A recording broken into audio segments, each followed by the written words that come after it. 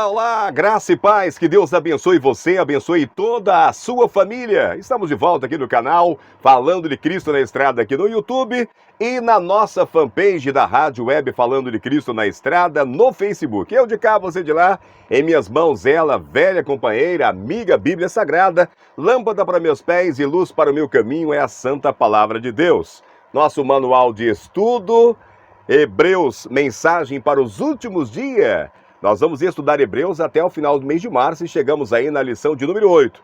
Comigo aqui em Alvorada do Oeste Rondônia, minha esposa Dona Vilma, ela que alimenta a página no Facebook, bem alimentada com mensagem de reflexão, estudo bíblico, tá? E lá no nosso site, www.falandodecristonaestrada.com, além de notícias, tem o player da rádio para você ouvir hinos 24 horas, tá? 100% evangélico, muito bom. Visite lá o nosso site www.falandodecristonaestrada.com. Quero agradecer a todos os amigos, irmãos que estão participando da nossa campanha de oração. Durante toda esta semana, orando em prol de pessoas enlutadas, pedindo a Deus conforto para essas pessoas, né? Enlutadas, ou pessoas que estão intercedendo por outras pessoas. O momento é triste, né? Muitas pessoas com essa tristeza de ter perdido alguém, sofrendo. Às vezes, as pessoas desconhecem o que acontece após a morte, né? Para onde a pessoa vai, qual é o estado do morto, que promessa Deus tem para as pessoas que estão dormindo, né? Estão descansando. Tudo isso você acompanha nesta campanha de oração. E na semana que vem, nós vamos estar orando por pessoas enfermas ou você intercedendo junto comigo por pessoas enfermas. Vamos orar? Vamos falar com Deus? Querido Deus, amado Pai, em sua presença, Senhor, pedimos perdão pelos pecados e falhas e lhe agradecemos por esse momento de estudo da sua palavra. Que o seu Santo Espírito nos capacite, que ele seja o nosso professor agora e sempre. Amém. Amém. Mais uma vez, um prazer estar aqui. Deixe aí o seu comentário de onde é que você está assistindo, tá?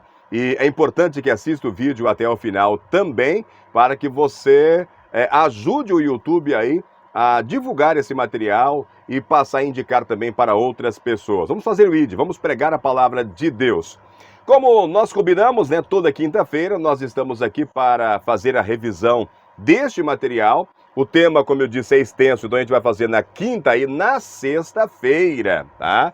Então nos ajude aí a divulgar essa lição que está maravilhosa. Chegamos na lição número 8, né, irmãos? Lição número 8, Paulo continua exaltando aqui o nome de Jesus, a superioridade de Jesus, tá? Agora ele vem trazendo um tema importante que é Jesus, o mediador da nova aliança. A antiga aliança, o mediador, a gente sempre vai dizer que é Moisés, né? Mas o papel do mediador da antiga aliança deveria ser os sacerdotes da ordem de Arão, os levitas, né? Eles tinham ali o papel de ser intercessor.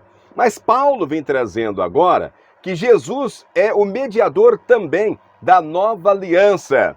E o primeiro verso para a gente memorizar está em Hebreus capítulo 8, verso 6, diz assim, ó: mas agora Jesus obteve um ministério tanto mais excelente, quanto é também mediador e superior à aliança instituída com base em superiores promessas. Paulo, ele vem dizendo que o sacerdócio de Jesus é superior ao sacerdócio araônico, né, ou dos levitas. Ele vem dizendo que esse Jesus, esse rei Jesus, ele é um rei superior aos reis escolhidos pelos seres humanos aqui na terra, né? Ele vem dizendo agora que Jesus é também um mediador de uma aliança superior, com base em superiores promessas. Amém? Então, esse é o tema que nós vamos estudar. Ao viver uma vida perfeita, irmãos, e morrer em nosso lugar, Jesus, ele mediou uma aliança nova, uma aliança superior entre quem? Entre nós e Deus. Por meio de seu sacrifício na cruz, ele fez o cancelamento da pena de morte que nossas transgressões exigiam. E aí ele tornou possível a nova aliança. Você sabe que a penalidade do pecado é a morte, né? E Jesus, ele vem para cancelar essa dívida, essa penalidade, assumindo o nosso lugar. Leia depois com calma Hebreus, do capítulo 10, do verso 5 até o verso 10. Nós vamos estar lendo aqui, mas leia depois também, tá? Em Hebreus 10, do capítulo 5 até o capítulo 10, nós observamos ali que Jesus manifestou a obediência perfeita exigida pela aliança.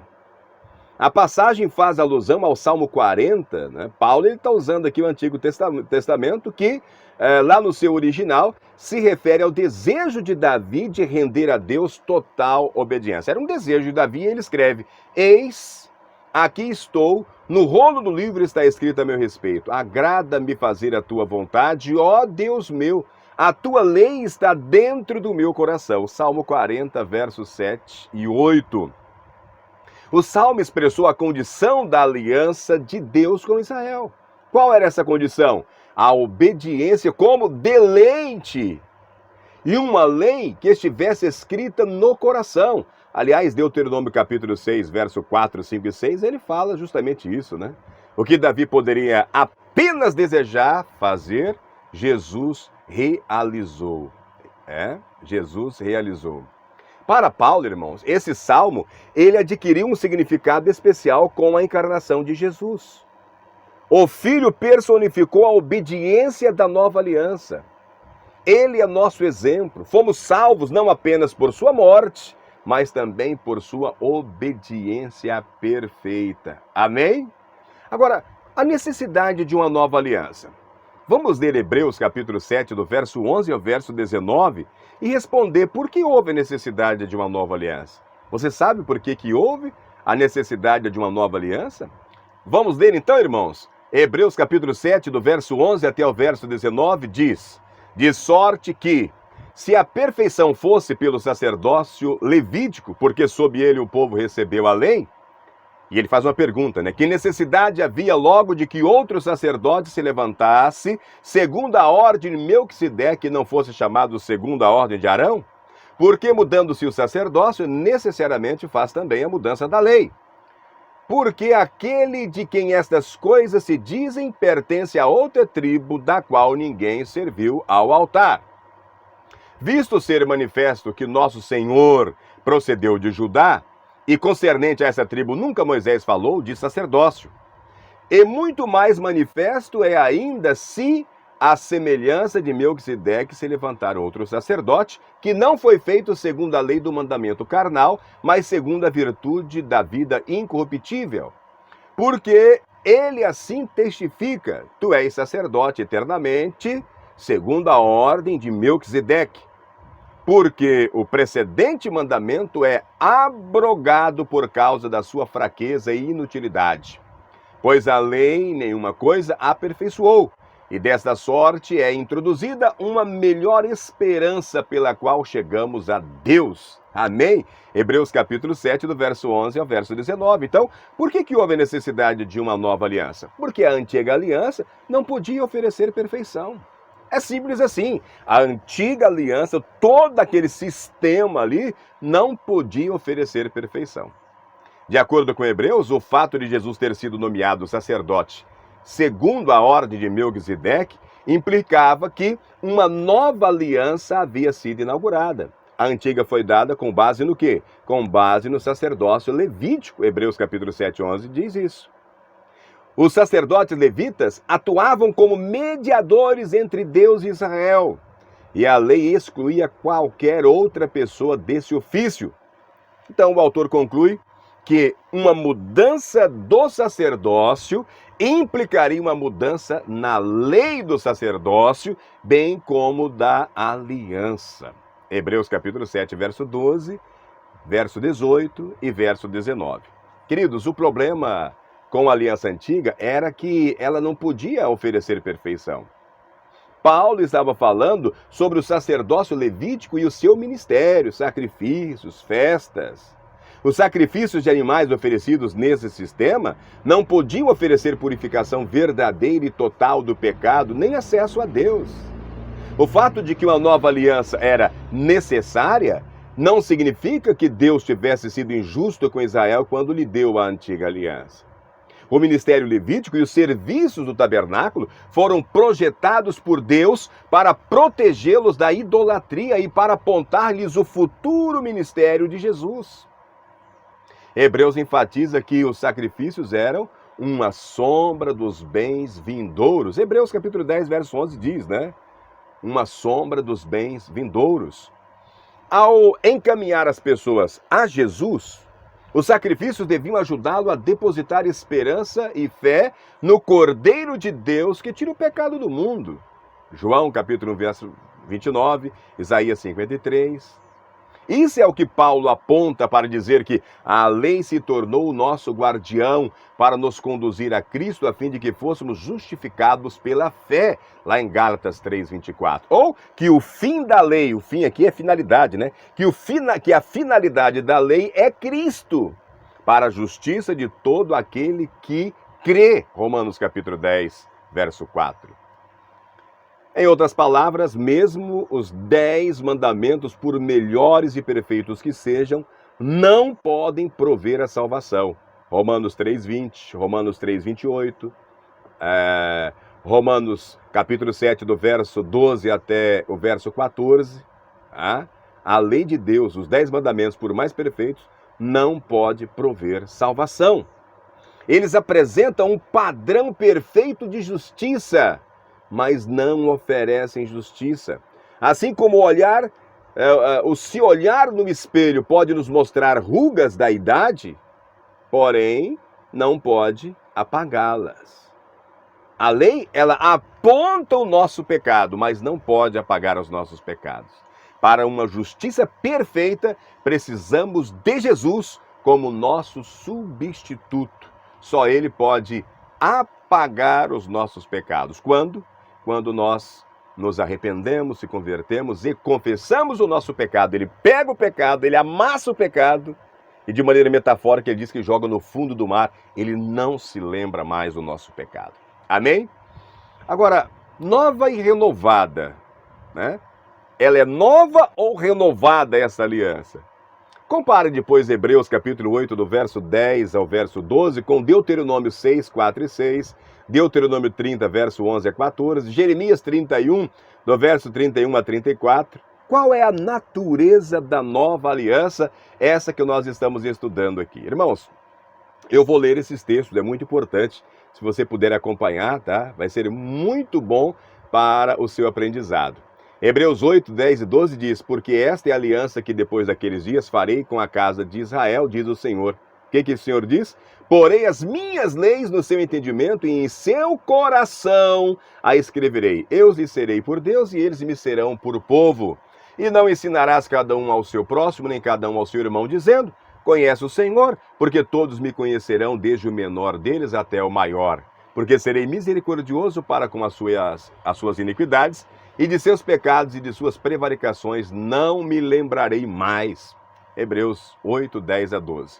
Vamos comparar com Deuteronômio capítulo 6, 4 e 6? Diz assim: ouve, Israel, o Senhor nosso Deus é o único Senhor. Amarás, pois, o Senhor teu Deus de todo o teu coração, e de toda a tua alma, e de todas as tuas forças.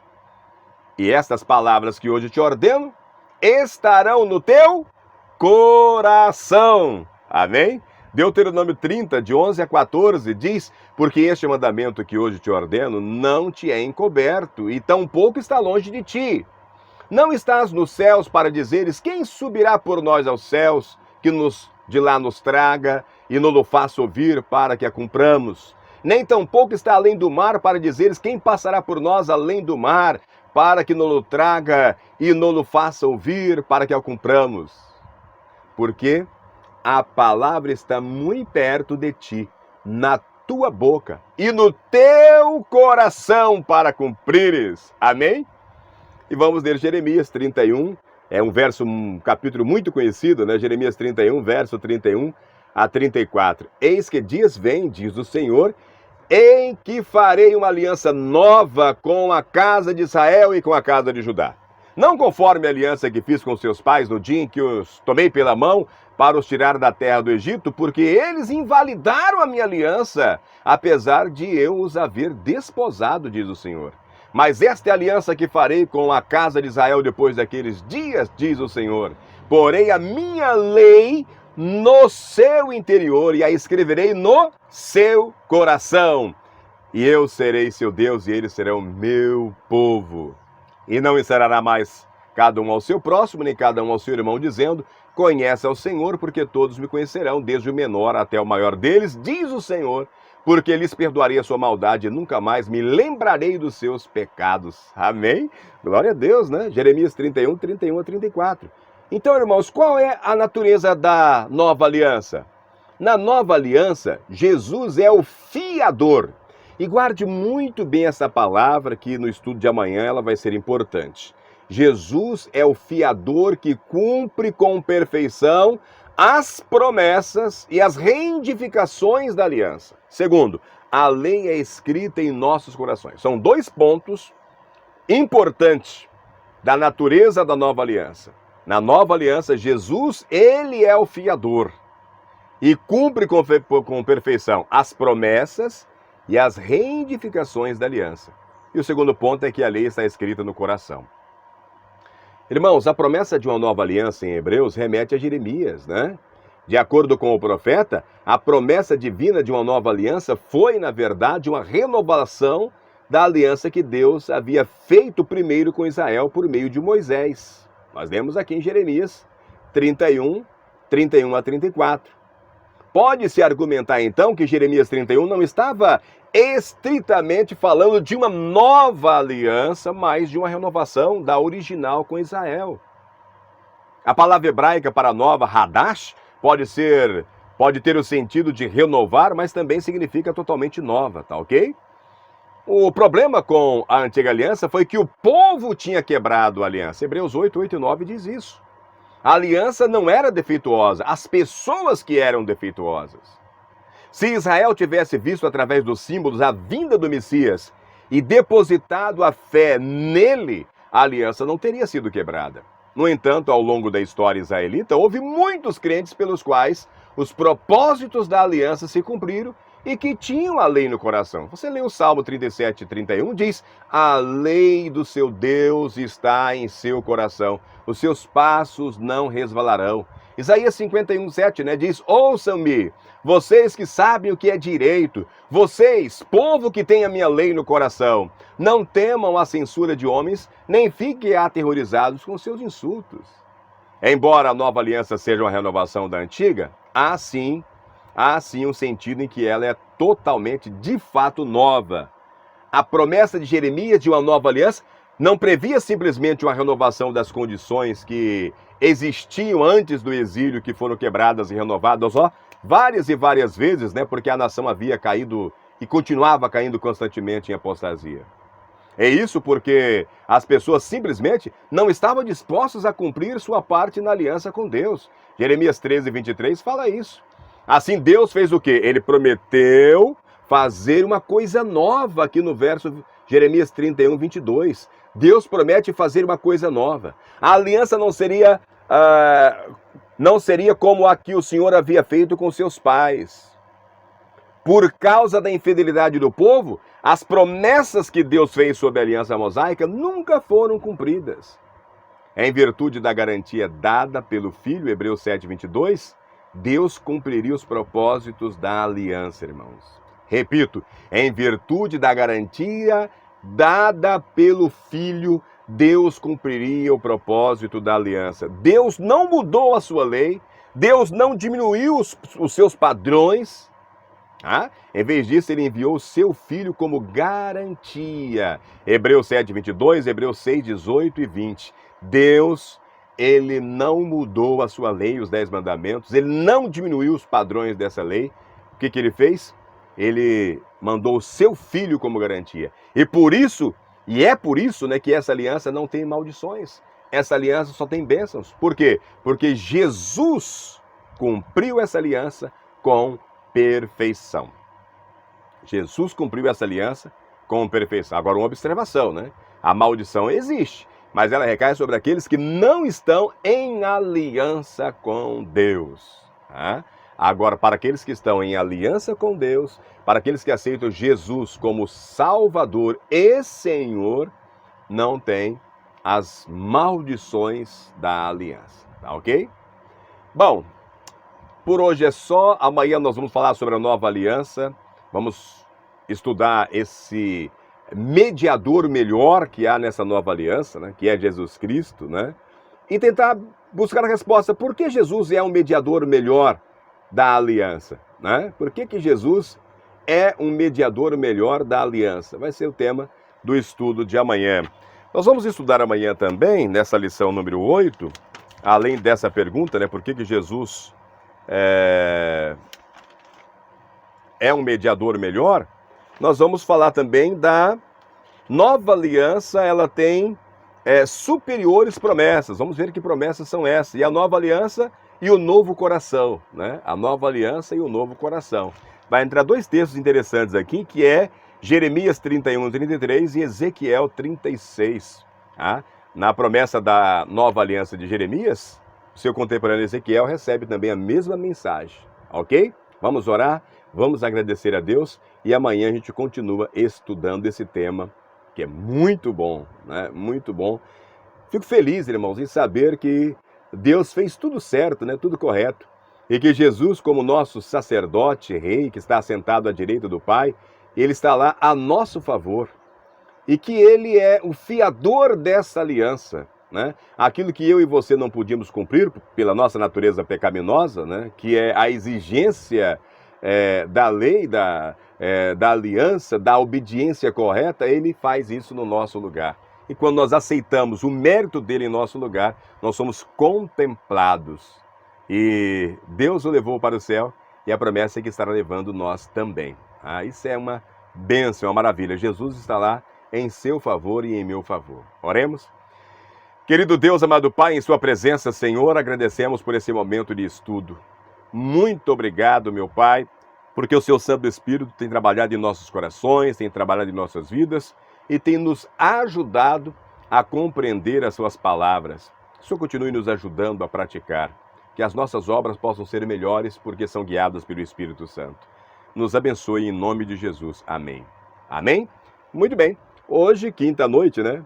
Amanhã nós temos aí, às 5 horas da manhã, o último vídeo, né? A última oração em prol de pessoas enlutadas. Que vocês possam assistir tudo que nós postamos aí a esse respeito, né? É um pequeno estudo completado com uma oração muito forte. Eu gostaria que você nos ajudasse a divulgar, tá? Esses vídeos ficarão aí no YouTube e ficarão também no Facebook. Nós não vamos tirar a campanha de oração do ar, tá? E estão lá. Você pode assistir, pode fazer o seu pedido de oração, pode fazer o seu agradecimento. E na semana que vem nós estaremos orando por pessoas enfermas ou você pedindo por alguém, né, que está enferma ou lutando aí com alguém que está passando por problemas de saúde, tá? Serão orações de 7 minutos a semana que vem. Que Deus abençoe a todos. Pense nisso, um forte abraço e até amanhã.